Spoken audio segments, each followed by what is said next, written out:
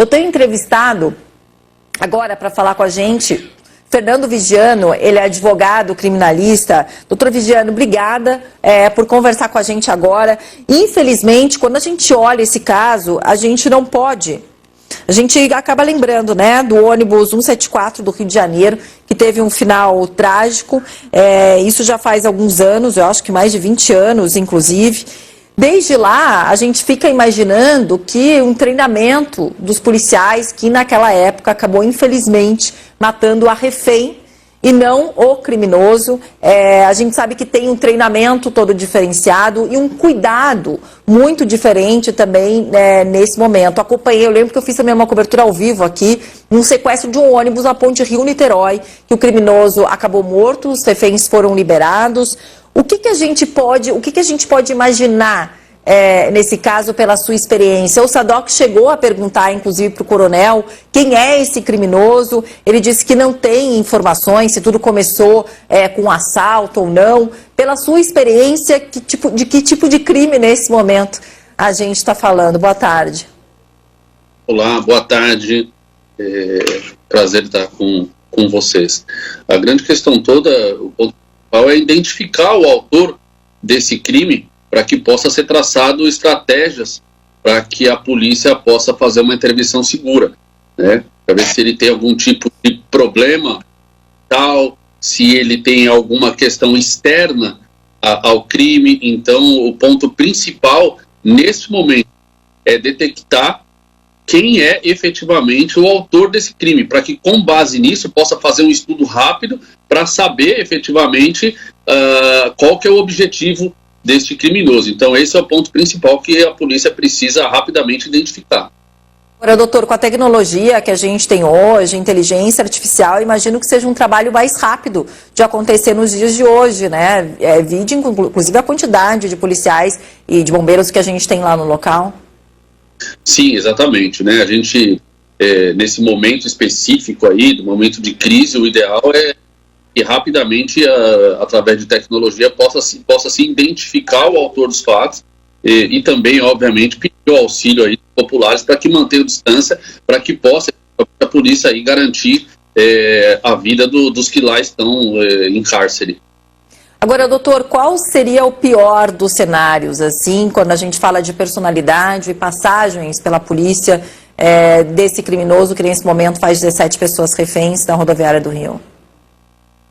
Infelizmente a gente não tem informações precisas de efetivamente como se iniciou esse sequestro, se foi uma tentativa de assalto e efetivamente foi um assalto frustrado e aí por motivo de pânico ele acaba cometendo esse ato contínuo, esse crime de sequestro, ou se efetivamente o objetivo dele já era o sequestro. Então precisa fazer uma análise mais ampla aí para saber qual que era o objetivo principal desse criminoso.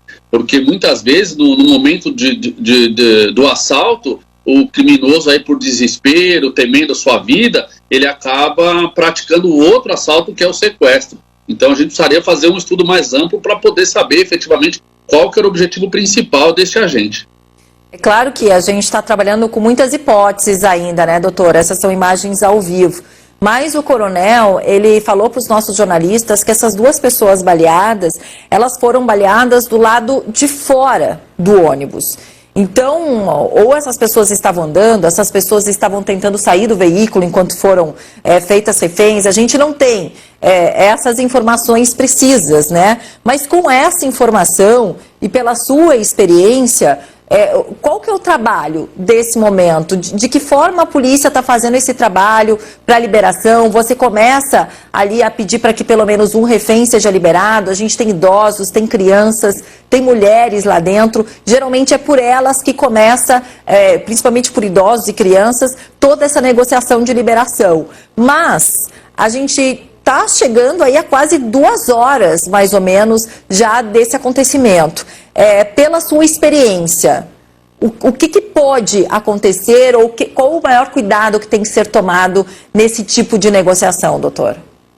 Olha, o ideal é que isso seja resolvido o mais rápido possível, porque ao tardar da noite, nós vamos ficar agora, já estamos já no entardecer, vai dificultar ainda mais o trabalho da polícia, os ânimos começam a se exaltar. os próprios reféns começam a ficar cansados, exaustos, e aí pode efetivamente tomar alguma atitude que não seja correta. Então, a intervenção rápida da polícia é fundamental para que a gente possa aí conseguir sucesso e conseguir salvar a vida desses reféns.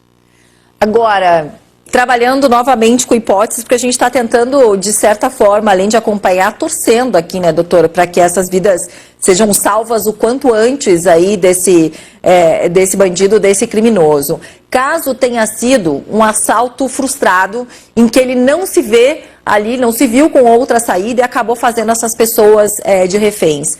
Acaba sendo mais fácil, o que ele pode pedir nessa negociação? E tudo que ele pede nessa negociação, a polícia deve dar, a prioridade nesse momento devem ser essas vidas, esses reféns? Normalmente, se isso ocorreu, ou seja, uma tentativa frustrada de assalto, o objetivo dele não era o sequestro, a chance dele se entregar... Desculpa. A chance dele se entregar é muito maior. Tá? Se o objetivo dele, com a ação dele, era o assalto e não o sequestro em si, por isso que eu disse logo no começo que precisamos descobrir efetivamente qual que era o objetivo desse agente, quem é esse agente, por quê?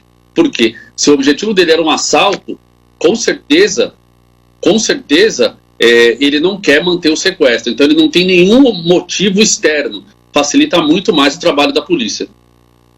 Agora, eu confesso para o senhor aqui, o que está me dando mais medo ainda em relação a tudo isso, doutor, é que chegaram informações para a gente de que o sequestrador ele teria efetuado tiros contra os policiais militares que por lá estão.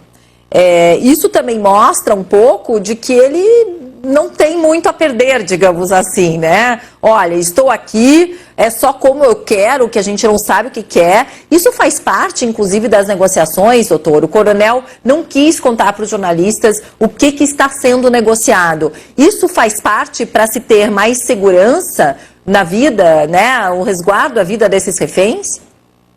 Sim, sim. Como eu disse anteriormente, né? Se o objetivo dele era efetivamente conseguir atenção, se ele é um sequestrador que deseja algo com esse sequestro, a própria divulgação da mídia acaba ajudando com que ele tenha sucesso no seu crime. Então, por isso que efetivamente até esse sigilo das informações do policial é fundamental para que possa conseguir informações efetivamente do objetivo dele. Porque, com certeza, se o objetivo dele era simplesmente um assalto e foi frustrado, obviamente uma negociação vai ser muito mais fácil. Agora, se o objetivo dele, efetivamente, era assim, desde o início da sua ação, com sequestro, com objetivo que nós ainda não sabemos, e aí se torna muito mais perigoso, porque a negociação ela parte por um outro momento, por um outro caminho, que é ceder ou não, ou ganhar tempo, para que possa efetivamente conseguir sucesso aí, salvando as vidas. Ele se entregando, doutor, pensando nessa possibilidade, o que aconteceria?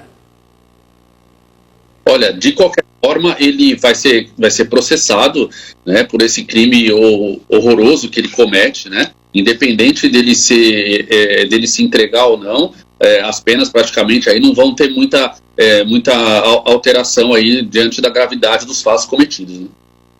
Doutor, muito obrigada por ter participado aqui com a gente ainda acompanhando, a negociação está em curso, a gente lembra que são 17 reféns nesse momento na rodoviária no centro do Rio de Janeiro. O prefeito Eduardo Paes já falou que todas as ruas ao entorno estão bloqueadas, já tem inclusive um nó no trânsito na ponte Rio-Niterói, e a gente volta com imagens ao vivo do Rio de Janeiro, os nossos repórteres por lá no sinal simultâneo com a Band.